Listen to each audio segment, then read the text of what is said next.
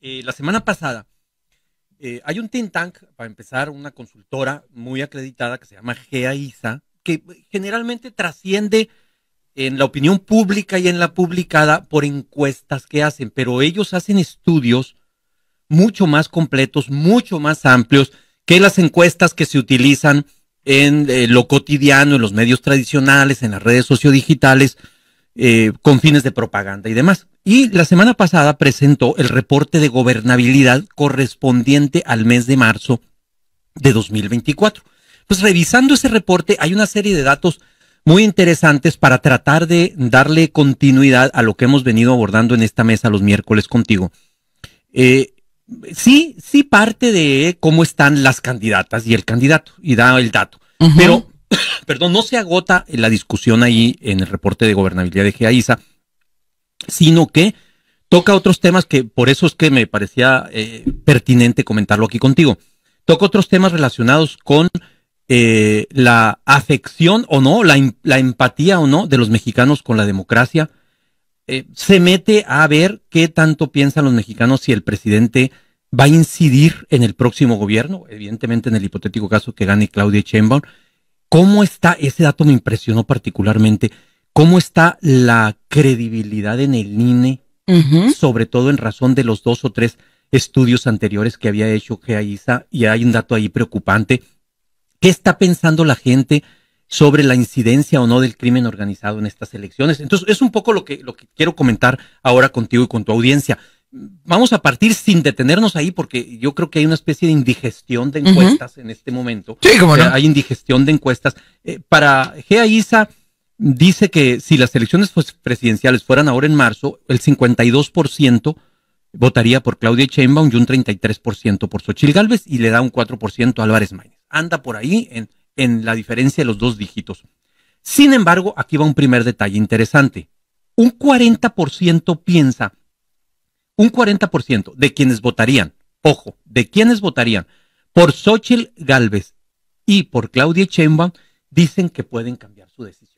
Es altísimo ese porcentaje. O sea, el 40% dice, sí, pero puedo cambiar la decisión. A un lado para el otro. El 60% de los encuestados considera que el presidente López Obrador va a tratar de influir en las decisiones del nuevo gobierno. Evidentemente, insisto y subrayo, de ser Claudia Sheinbaum. Yo no me imagino a López Obrador tratando de incidir en las decisiones si gana Xochitl Gálvez la presidencia de la República, ¿no?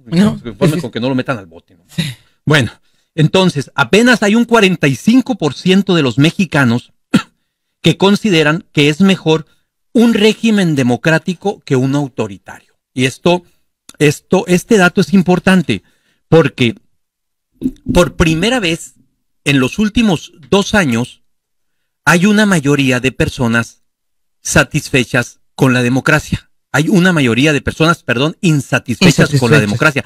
Es el 46%. Irremediablemente pensé en el tema que fue motivo de esta mesa el pasado 6 de marzo, recordarás bien, cuando hablamos de los datos publicados por el Pew Research Center sobre lo que pensaba la gente del apoyo o no a un régimen de un solo hombre.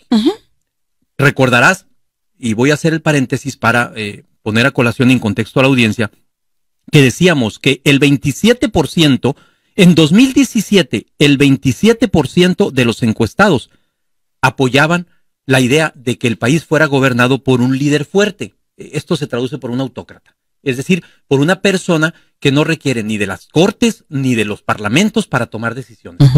Ojo, 2017 el 27% pensaba eso.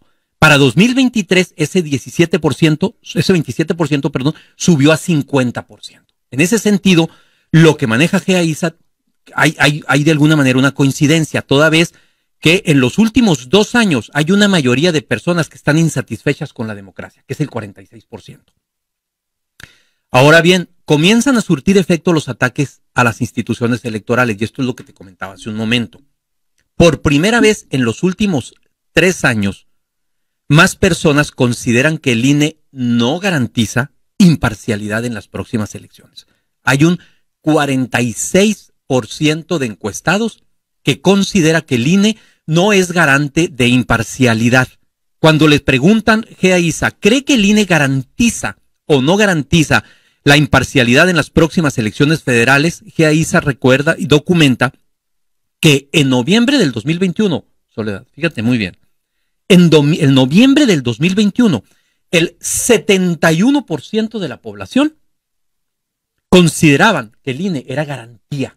Ajá. Hace 2 años. El 71%. Entiéndase, y a esto no les gusta a muchos, entiéndase el INE de Lorenzo Córdoba, de Ciro Murayama, de Jacobo, el secretario, se me escapó el apellido de momento, el que era secretario técnico del INE, ese INE frontal que le plantaba cara al presidente, que le sacaba tarjetas a los partidos. Bueno, ese INE tenía una credibilidad del 71%. El INE actual de Guadalupe Tadei tiene una credibilidad del 46%. Hay una caída de 25 puntos. De 25 puntos. Esto, y esto vale la pena resaltarlo, precisarlo, subrayarlo. Esto no le conviene a nadie. Claro que no. Se coincida o no con la gestión de la maestra Tadei, se esté o no de acuerdo. Lo que es un hecho es que los ataques sistemáticos a los órganos electorales los han venido erosionando, están haciendo mella y aquí está un resultado. A mí me parece preocupante que haya una caída en apenas 3 años de 25 puntos en la credibilidad del Instituto Nacional Electoral. No nos conviene a nadie, todos, y perdón por el lugar común, por la frase hecha y demás, pero necesitamos un INE fuerte. Pues precisamente se sacó al gobierno del manejo de las elecciones a partir de la caída del sistema, a partir de la presión social, de un reclamo ciudadano, y nos quieren regresar a lo mismo. Exactamente. A lo que teníamos. En 1990 el Congreso aprueba la ley que crea el Instituto Federal Electoral y en 1991 el IFE entra en funciones, el 2014 se le dan otras atribuciones y se cambia a INE. No está tan mala percepción en el tribunal. En el tribunal goza de una buena opinión, goza de una buena reputación. A diferencia del INE, el tribunal trae 63% de apoyo. Hubo 7 puntos de caída frente al trimestre anterior, pero trae 63% de apoyo.